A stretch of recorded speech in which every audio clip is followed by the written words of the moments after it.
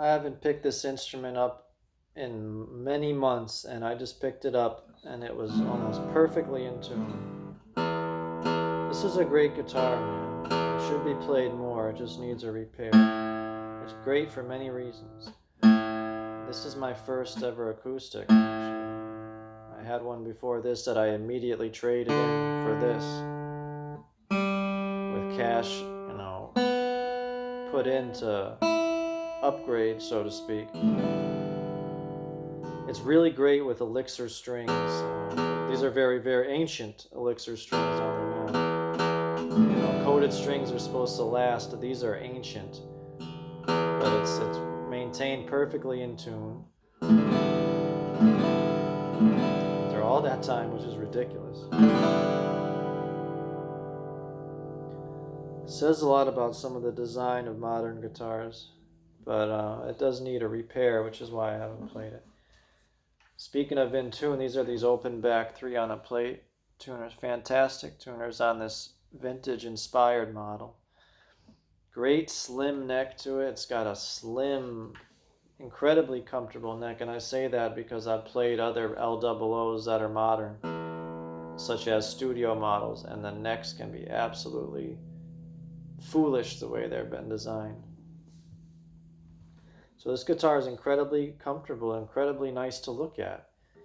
If it had a white pickguard, it'd be a full-on tuxedo LOO, but it's got this kind of nitrocellulose guard, which blends in really nice. In other words, the whole guitar is very reflective, very striking, very glossy looking. And it has one of the nicest fingerboards I've ever seen in terms of the rosewood is so red. It's got a reddish hue to it. It's just absolutely jaw-dropping when you see it contrasted with the black, or ebony as they call this model. This is gorgeous. It's kind of lightweight too. It's got a LR bag pickup that comes stock with this. A nice tall bone saddle, obviously. Here's the nut. Here's the Gibson script logo, which is a nice little feature on these. An open book Gibson headstock, of course. But it's got the script logo because it's harkening back to a 1932, I believe. But these are not artificially aged. I mean, they're not, it doesn't have fake wear, fake checking. It's just got a little bit of patina put onto the binding, which is a nice subtle touch. As you can probably see a little bit, it looks a little bit aged on the binding, but at least from a color perspective. But it's got no fake wear, no, what else do they do to those Murphys? Put fake sound hole wear on them, fake tarnishing the hardware. Oh, what they do is they go a step further and they'll give you thermally aged red spruce often, or what they call torrefied top.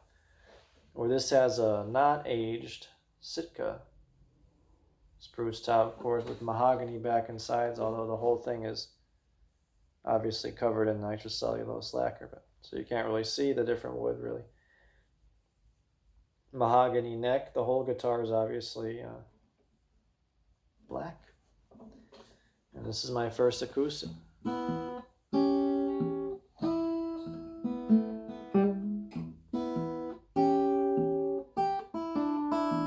This guitar is great, man. It's got very surprising clarity and balance. Very surprising bass. Very punchy bass. You could put this against some dreadnoughts. But it's the coated elixir strings, I have to say, that really bring it out. But it had a great tone from the start. I had to switch from the Diodario Phosphor Bronze, and the coated strings really brought it out. But this was a huge sonic improvement, playing improvement in every way from the Gibson Studio Walnut, which was an awful guitar. And I almost didn't review this. This is the last one of the immediate collection of the 11 to review. I don't know what order I'll put it out in. But nice lightweight. And I almost didn't want to review this because I said I've reviewed it before and I'm running out of space. And the other thing is that it needs a repair. It's got an annoying thing where the bridge, You can hardly see, but it still smells new. It smells gorgeous.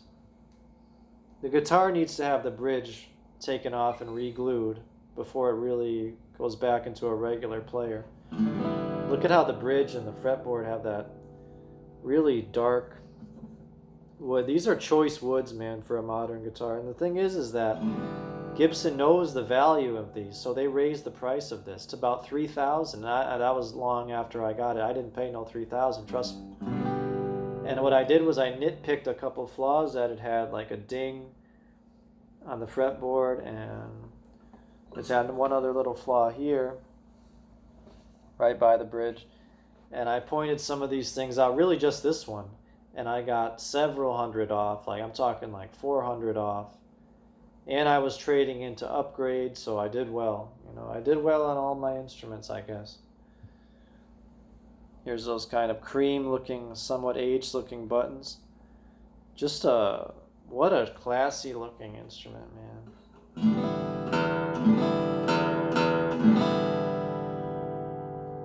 And it's got a lot of nuance to it. It's got a lot of overtones and a lot of complexity to the sound. You could tell this is one that's really gonna, you're not waiting around for it to open up, and it sounds good now. Very, very satisfying to hit with a pick, to play with the fingers, to use a thumb pick, and you heard it. It stayed in tune without me touching it for months. So that's, But the thing about it is that it had the annoying quality control issues, which makes it bittersweet that it sounds so good, looks so good, such a good deal, and now I have to go get a stupid repair. I'm not in a hurry to do that. But that's why it sits in the case, which is a damn shame, because it's my first acoustic, And it's a classic. This model's, the L00's an important model. And I don't plan on letting go of this one, and there's a longer story. I won't get into it now. A childhood friend, brought me all the way to Manchester Music Mill to get this too, to trade in. It's got that kind of value to it, a little bit of sentimental value.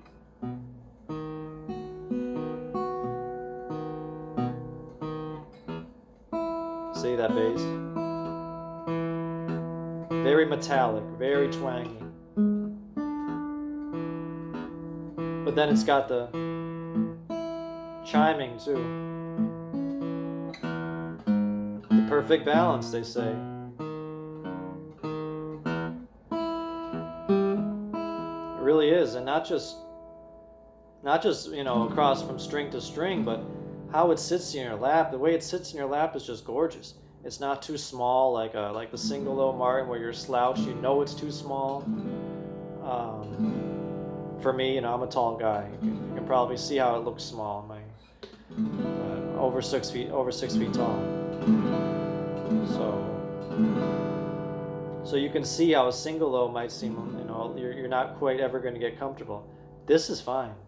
This is really, really good. And look at all the smudges and stuff, and that comes with the ebony finish. So sits in your lap, very well balanced. The neck is good. Everything about it's good, just questionable quality control from Gibson.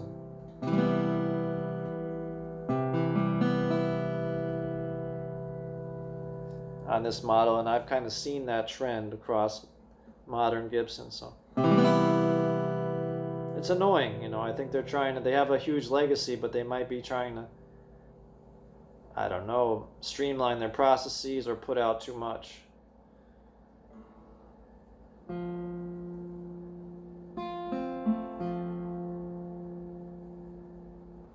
Let me know in the comments section if you played one like this. I gotta get going, do some chores. New song to show you soon.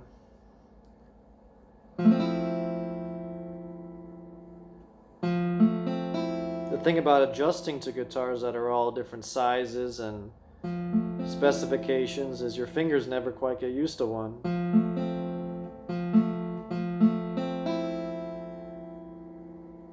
Hey, what a problem to have,